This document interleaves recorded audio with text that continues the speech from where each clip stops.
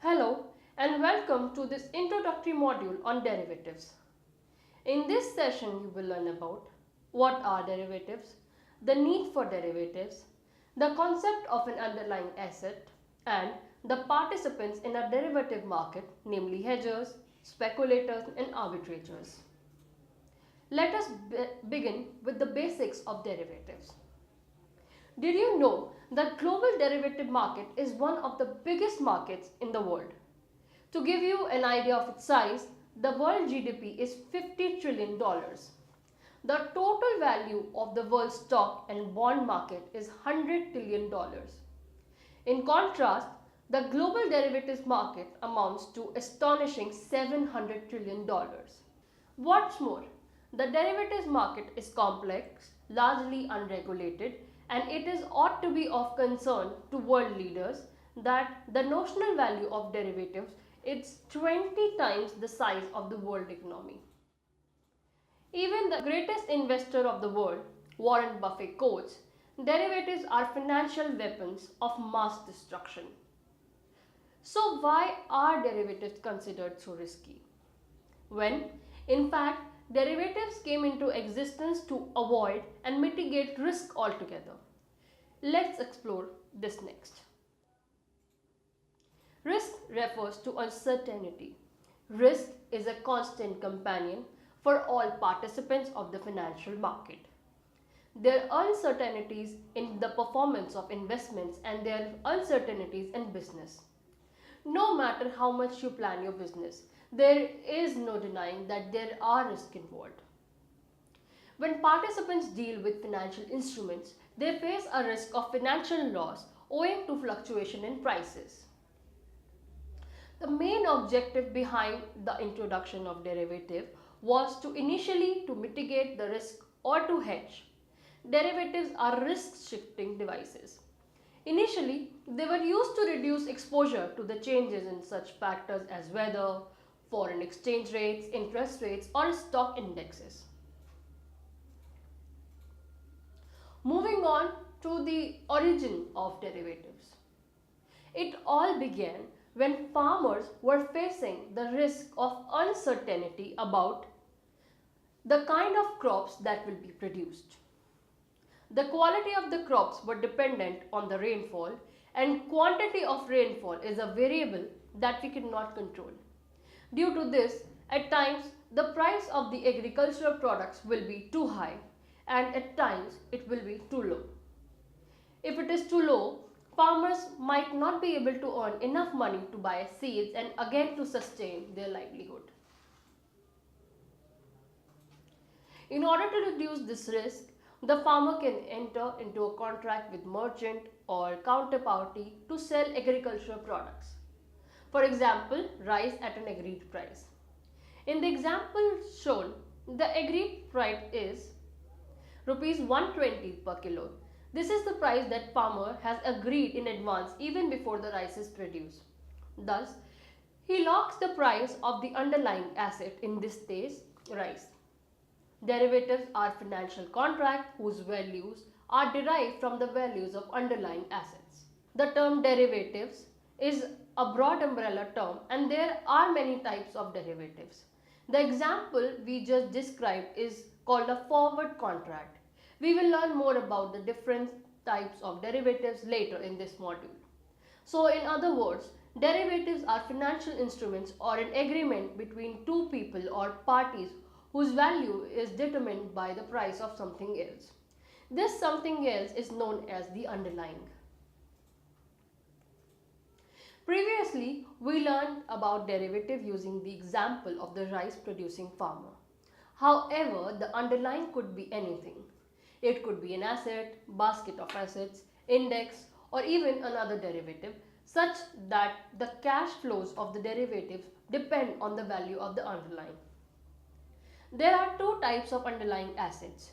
It could be financial instrument like equities, bonds, etc. It could also be non-financial instruments like commodities, weather, etc. Derivative products initially emerged as hedging devices against fluctuation in commodity prices, and commodity linked derivatives remain the sole form of such products for almost 300 years. Financial derivatives came into spotlight in the post 1970 period due to the growing instability in the financial markets. However, since their emergence, these products have become very popular, and by 1990s they accounted for about two-thirds of total transactions in derivative products. So, how does one derive the value of derivative contract? For example, say Wipro's spot price is rupees 595 and its price in derivative market is rupees 600. Here the difference in the price is because of the following reasons. Timing of contract. If it is bullish market, price in the future is expected to go up, and vice versa for bearish market. Value of underlying. In the example previously discussed, the price of Wipro in the derivative market was 600, and one of the reason was its spot price is rupees 595, which means the value of underlying assets prices matters while determining its price in derivative market. Volatility. Volatility here refers to all other factors that can influence the price, like news about the company, industry, corporate action, global news, etc. Moving on to the participants in derivative market. The derivatives market is similar to any other financial market and has three broad categories of participants: hedgers, speculators, and arbitrators. Hedgers. These are investors with a present or anticipated exposure to the underlying asset which is subject to price risk. Hedgers use the derivative markets primarily for price risk management of assets and portfolios. Next you have speculators. These are individuals who take a view on the future direction of market. They take a view whether prices would rise or fall in future and accordingly buy or sell futures and options to try and make a profit from the future price movements of the underlying asset. Finally, you have the arbitrators. They take positions in financial market to earn riskless profits. The arbitrators take short and long positions in the same or different contracts at the same time to create a position which can generate a riskless profit. Let us understand these three participants in more detail. Initially, derivatives emerged with the purpose of hedging one's risk. However, slowly speculation started playing a bigger role here. It means even if there is no need, a person can still enter into a contract if he is sure about his prediction. If he believes that the price will go up, he can act as a buyer, and if he believes that the prices will go down, he can act as a seller. So participants in derivative trade can be both hedgers or both speculators, or one can be a hedger and other a speculator. It can be any form. Speculation and hedging sounds quite similar, but they are not. Speculation is the practice of engaging in risky financial transactions in an attempt to profit from fluctuations in market value of a tradable good such as a financial instrument. Speculation can, in principle, involve any tradable good or financial instrument. Speculators are particularly common in markets for stocks, bonds, commodity futures, currencies, fine art, real estate, and derivatives. A hedge is an investment position intended to offset potential losses or gains that may be incurred by another investment. In simple language, a hedge is used to reduce any substantial losses, gains suffered by an individual or an organization. A hedge can be constructed from many types of financial instruments, including stocks, exchange traded funds, insurance, forward contracts, swaps, option, and many types of over-the-counter and derivative products. Speculators will either have bullish or bearish view about the market. This view causes an increase or decrease the demand for the contract, which in turn influences the price. The major role of a speculator is to expect the future prices of a stock in a bullish as well as a bearish market. Let us first understand about the bullish view. A bullish view is expecting the spot price to go up. Accordingly, they take positions in the derivatives market. Technically, it is a view that the spot market price at the day of the expiry of the contract will be higher than the agreed or the prevailing future price in the market. And now the bearish view. A bearish view is expecting the spot price to go down. Technically, it is a view that the spot market price on the day of expiry of contract will be lower than the agreed or prevailing futures prices in the market. Speculation can increase short-term volatility and thus risk. It can inflate prices and lead to bubbles. This is exactly what happened with the 2005-2006 real estate market in the United States. Speculators who were betting that home prices would continue to increase purchased house, often using leverage, intending to flip them for profit. This increased the demand for housing, which raised prices further, eventually taking them beyond the true value of the real estate in many markets. This frenzied selling that ensued is typical for speculative markets. Technically, anyone who buys or shorts a security with the expectation of a favorable price change is a speculator. For example, if a speculator believes XYZ company stock is overpriced, they may short the stock, wait for the price to fall, and make a profit.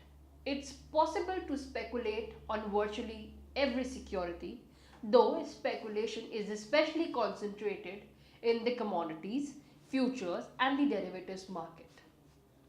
But to really understand speculation, one must understand how it differs from hedging. Let's consider an example. Let's assume part of your investment portfolio includes shares of company XYZ, which manufactures autos. Because the auto industry is cyclical, company XYZ shares will probably decline if the economy starts to deteriorate. If you want to protect this investment, that is, you want to hedge your investment, one way to do that is to buy defensive stocks. You may choose non-cyclicals or companies that sell basic necessities like toothpaste or toilet paper. During economic slumps, these stocks tend to hold or increase their value, which could offset the loss in value of XYZ shares. A speculator wouldn't follow this strategy. If a speculator purchased food company stocks, he would do so because he simply believes their stock is going to increase. As seen previously, hedgers enter into the market to protect their other investments. They enter into the derivative market out of the need. The need is to protect their existing business or investments. They see some risk in their existing investments and wish to transfer that risk to others who have an opposite need or view of the market. This makes them to enter into new contract, and when they do so, they are called hedger. Their main focus is their core business. Their aim is to mitigate the risk of loss due to price fluctuation in the market of underlying. Now let us understand how derivatives are used in hedging. Construction companies are one of the biggest players who hedge. They enter into projects like flyover bridges, large complexes, metro rails, etc., which go on for many years. It is a well-known fact that the price of steel would increase over a period of time. So the construction company would like to lock in the price in advance to mitigate the price rise in future. Thus, the construction company would enter into the derivatives market as a hedger and mitigate the risk of price rise to safeguard his profitability. Let us take another example of an exporter of garments. Imagine an exporter from India expects to receive $1 lakh after 3 months. Currently, $1 is equal to rupees 60. So at the moment, total amount is 60 multiplied by 1 lakh, which is equal to rupees 60 lakh. He expects the rupee to appreciate in value and come to $1, which is equal to rupees 55 in 3 months. So after 3 months, it would be 55 multiplied by 1 lakh, which is equal to rupees 55 lakh. Thus, he will incur a loss of rupees 5 lakh, which is equal to rupees 60 lakh minus rupees 55 lakh. The exporter can hedge this risk by entering into a derivative contract wherein he can lock the exchange rate in advance.